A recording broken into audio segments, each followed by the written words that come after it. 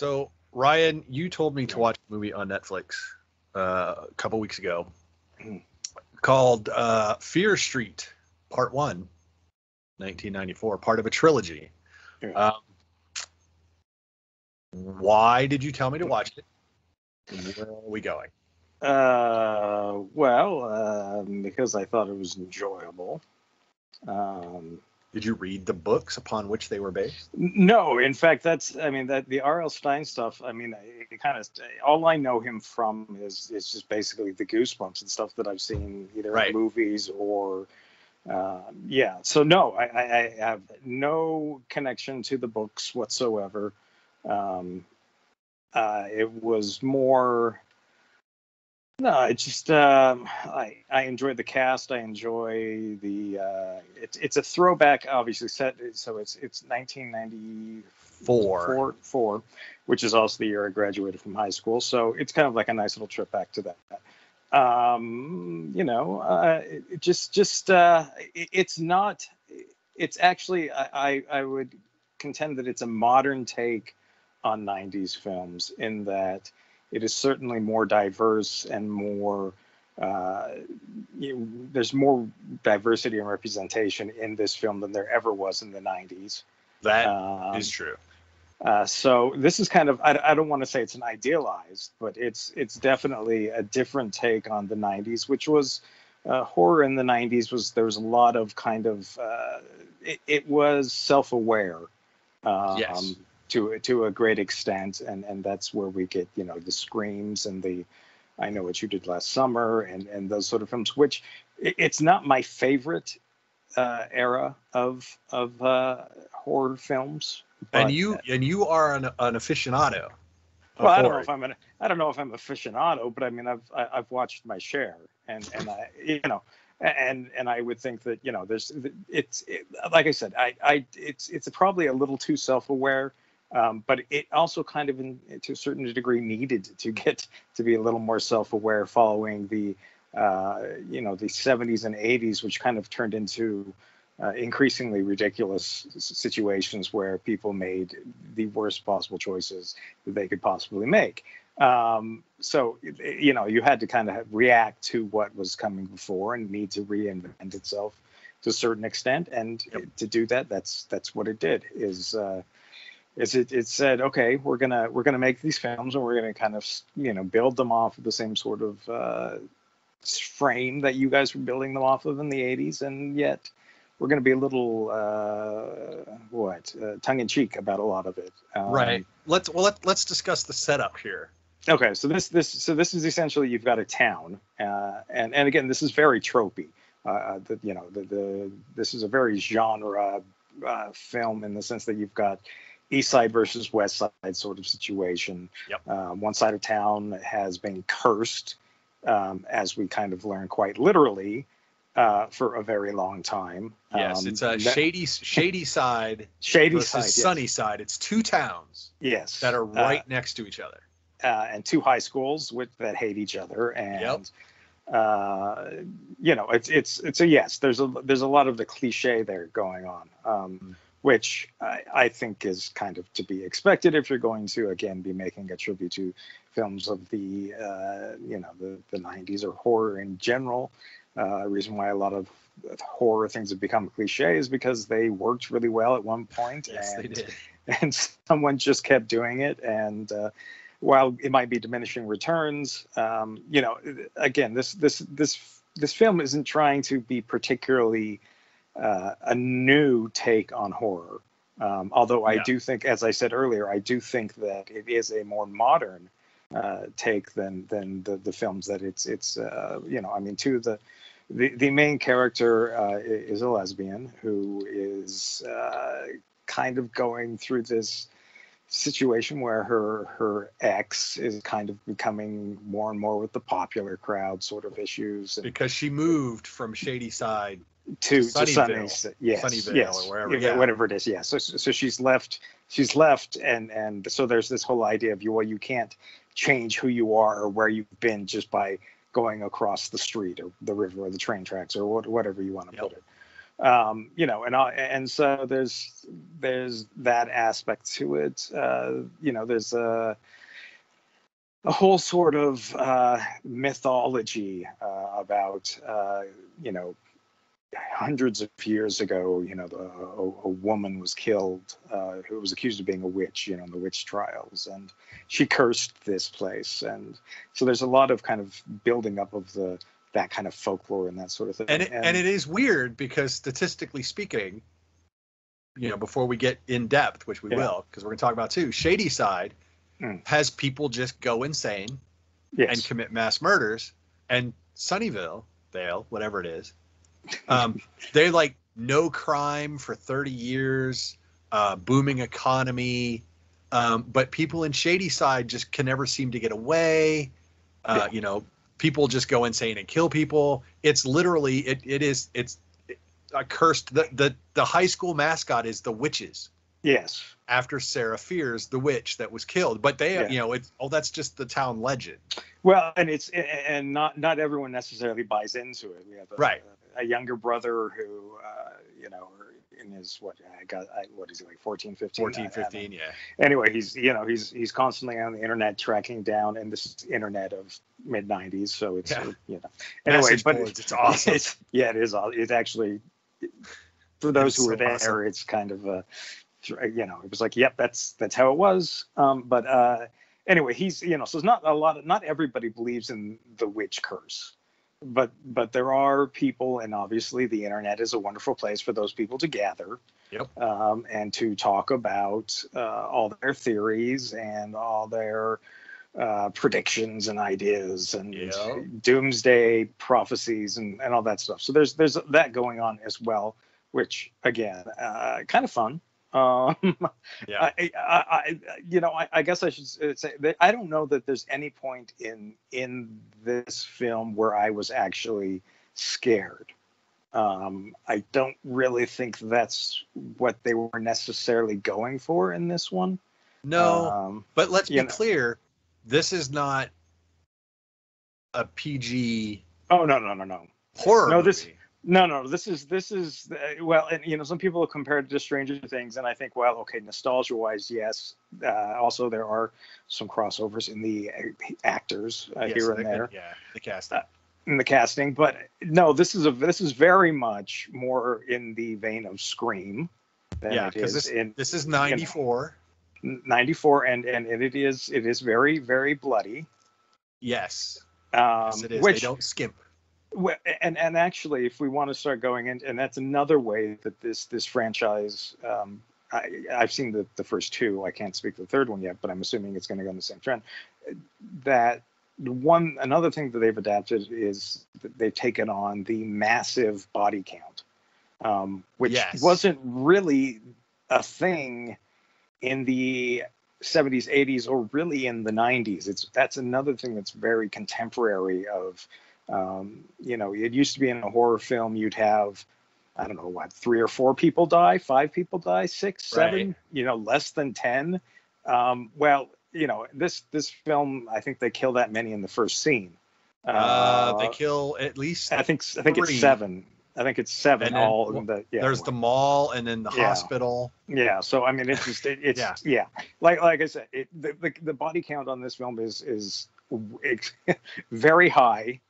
And so that's another way that this is different. I don't know that changes the way people feel about it. I guess to a certain extent, you could say that the killers of the old films showed more restraint than the directors of the new films, right? Or the writers. But I mean, I think modern audiences, the higher body count is a little more. I don't know. I guess normal. I don't know. It used to be, and it kind of became cliche with the Saw series, but it used to be, what inventive, crazy way can we get rid of these kids? And there's not a lot of that in this. No, it's pretty straightforward stuff. So it's definitely more of quantity over uniqueness. and there's there's some super natural elements too. The further you get into it, that depending on what you're looking for, you might find maybe a little too hokey. I don't know, but it again, it knows what it's doing. It knows what it's playing with. It's not, I wouldn't say it goes as far to be a satire or a straight up comedy, but it definitely is, it knows what it's doing. Yeah. It's right in the pocket. Yeah. And so, it's this, so you have basically East Side, West Side fighting with, supernatural witch ghost stuff and killers who it's like, yeah, so let's talk about that for a second. This is 94, and these kids kind of the witch is invoked or awakened, and so the killings start happening again, and so they try to find a way to save the person that the witch seems to be targeting, which is Samantha, the ex-girlfriend of our lead, Dina. And so they kind of figure out how, based on reports from a previous mass killing in Shadyside, which happened in 1978 at a summer camp. So they figure out how they can save her. But at the end of this film, something happens. So they have to go find a survivor, the only survivor of the Camp Nightwing massacre from 1978, to find out how to end it. And so the second film, part 2, is Fear Street 1978, which is her telling the story of Camp Nightwing and how that whole bloodbath happened and why they may or may not ever be able to stop the curse. Now we talked, the 1994 is very much, it feels like a Scream or a I Know What You Did. 1978 is literally Friday the 13th. Pretty close. Pretty close. Well, that's the feel. But it's also weirdly, it's like Meatballs. Well, there's that too. Yeah. So I hadn't thought about that, but you're not wrong at all. It's almost as if they've taken the summer camp movie and they've taken both the horror version and the comedy version, and they have put them together into one version. So yes, I hadn't thought about that, but you're absolutely right. There is this, it make all the cliches from summer camp happen. And again, in this one, not a lot of inventive ways to kill people. No, but there's a lot of axes. And some and some very obvious tributes and influences and things like you said. I mean, it feels very much like Sleepaway Camp or Friday the 13th or any of the 80s horror films that took place in a camp. Yep. It has pretty much the same sort of plot points. There are things you can't do in a horror movie at camp without getting killed eventually. Which they do. So I was going to say, so we get the blood from the first one, and we get the sex on top of that. Yes. Going back. So it is. Yeah. You don't have sex at camp. Don't. Or you're going to die at the hands of a serial killer. It's just going to happen. Yeah. So. And there is the continuation of the rivalry though, because at camp they're divided into the two halves as well. Yes, color war. Yes, the color war. Shadyside versus Sunnyvale. Yeah. So there's still that's still that dynamic. And to be honest with you, I wasn't sure how that was going to work because they're obviously doing these movies in backwards order. Right. And so it's like, okay, so how do you set this up so that we can go from 94 to 78. Well, they do it quite well. And again, They it's like you actually, said. I was going to say, I'm really surprised. And so the third film, which is not out yet, I believe it will come out this coming Friday. Correct. Yeah. Will be Fear Street Part 3, 1666. Which looks a little more bonkers because you have some of the actors playing Earlier roles. Early roles, and yes. Yeah. Actors from the first two films who were then, where they didn't do that in. It's not like the same cast as in 94 that is in 78. No, they're different casts, except for or at least where the characters are different, or there's younger versions and things like that. So but yeah, the next one looks a little bonkers in that regard. But I thought they did a really good job of saying, okay, how are we going to move this story forward by going back, and they do because 15 years. Yeah. Narratively, everything is the accumulation of information. Yes. So they're accumulating information. I mean, it's not a linear story. No. They have the events of 1994, and they think they can stop all of what they think has happened, and then they learn what actually happened in 1978. Yeah. Now, at the end of 1978, they do something, but that leads us directly back to 1666, which is how it all started, which tells you that the end of 78 may or may not be effective. Yeah. I mean, is the way I read it. Now, and then the other interesting point is we talk about this East Side, West Side, cursed town versus blessed town kind of rivalry. And it's been going on that long. And as it turns out, as we learn in the second film, they were once one town. Yes. Called Union. And they were divided at some point, and Shady Side is the side that is cursed, because that is where the witch was killed and cursed the ground. So literally the rivalry goes back to the founding. They're twins. The cities are twins. They're just, one good twin, one evil twin. Sure. Yeah. So even on a meta level, that trope works. Yes. So 1666, we're going to see all these familiar faces from the future. And now normally, and I can't say this is what they're going to do because we have not seen part 3 yet. Normally, what that would indicate from a creator standpoint is we're going to see recycling of roles. So people will play a role in 1666 that corresponds in some way to the role they play later on in the future. Yeah. And likely we will see roles that we don't understand in 1994 clarified in 1666. Like, this person is not what we thought, or 78, this person is not what we thought, or was exactly what we thought. So that's what I expect to see out of 1666, and I'm totally okay with that. Well, and to be perfectly clear, it could go terribly wrong. Oh, it could. Oh, yeah. But the first two have not, in any regard, gone terribly wrong, and I think that's what's kind of amusing about it. Because conceptually, it would be very easy for them. Yes. To slide off. Yes. I think that I never go into films thinking, I don't think they're going to be able to pull this off, or I hope they don't pull it off, or whatever. But sometimes, like I said, with this one, and the way that they did pull it off, I was, oh, yeah, okay, that's, you may not be doing entirely original things, but there is some smartness to what you're doing. It's intelligently assembled. Yes. So far.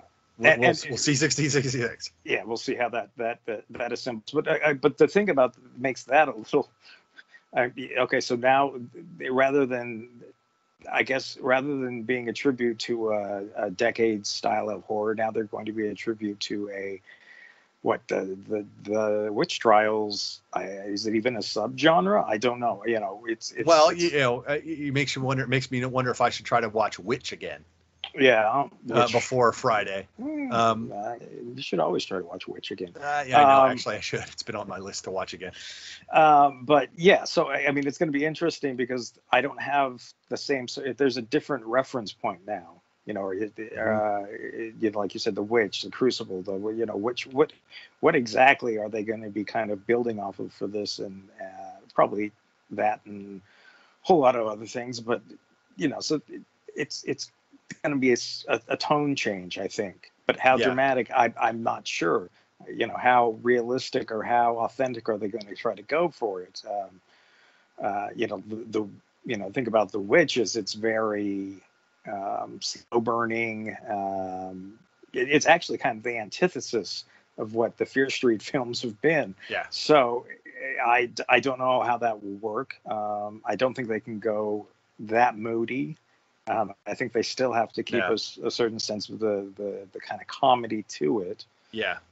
Even if it's just an absurdity or something, I don't know. But they're in a really interesting place, and hopefully they can pull it off.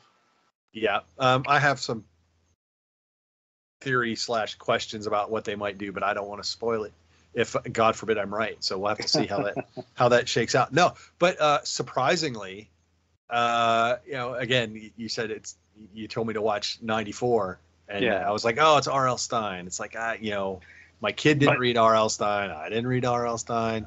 We had a couple of other Goosebumps movies roll out. It's like they're fine. I maybe was expecting something a little more juvenile, and I didn't get that.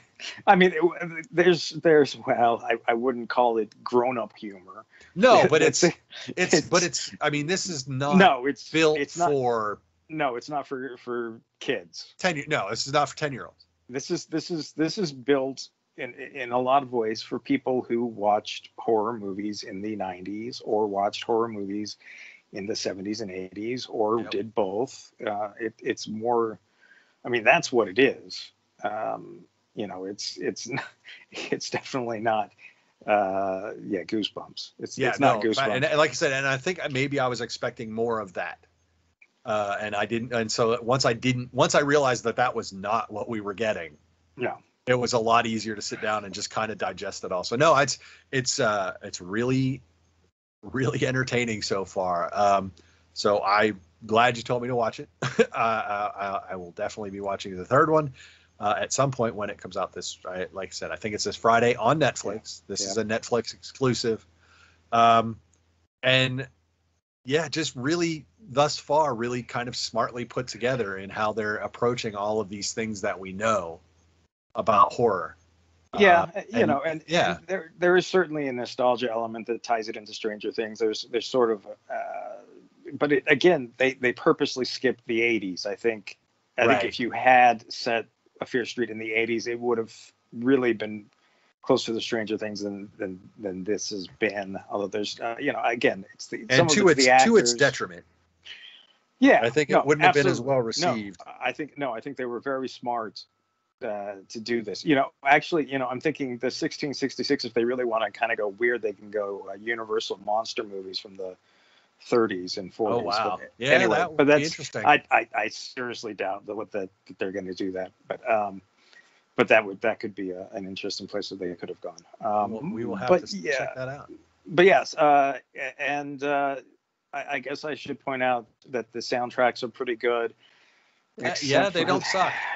Except for the fact that Garbage is Only Happy When It Rains came out in 95 and not 94.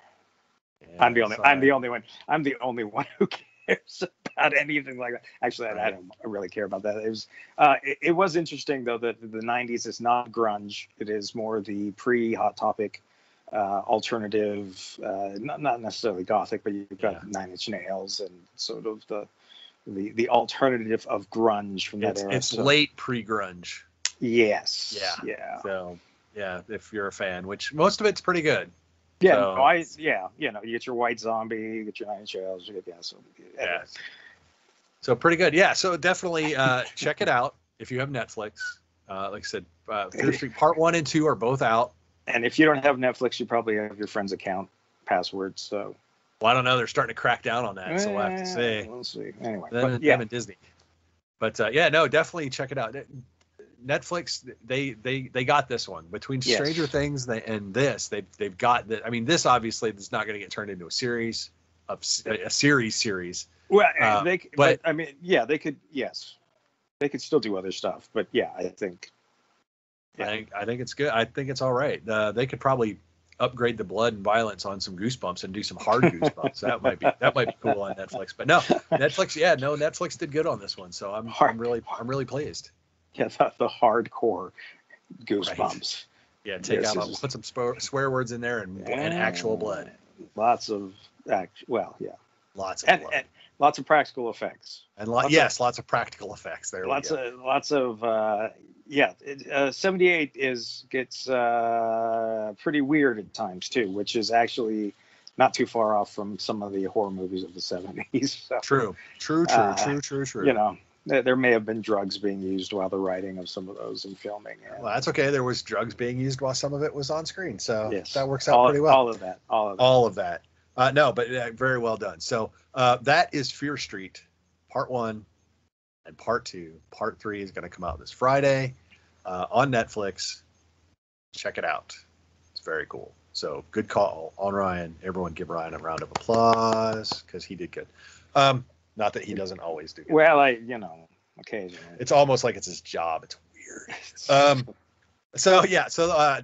We're going to be back with more reviews. We're going to talk about Loki.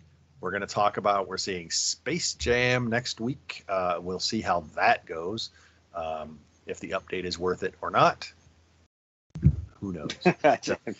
But until we get back to that, don't forget to like us, follow us on social media at VS Movie Podcast. Go to the website, vsmoviepodcast.com. Throw us your email. We promise we won't spam you, but you'll get everything we do. So we're also, obviously, on YouTube. Most of our stuff is going to go there as well if you like to just do your movie stuff that way. So options, people. We like to give you options. So, but till then, I'm Mark. That's Ryan. Bye, Ryan. See you guys. And we'll talk to you all later.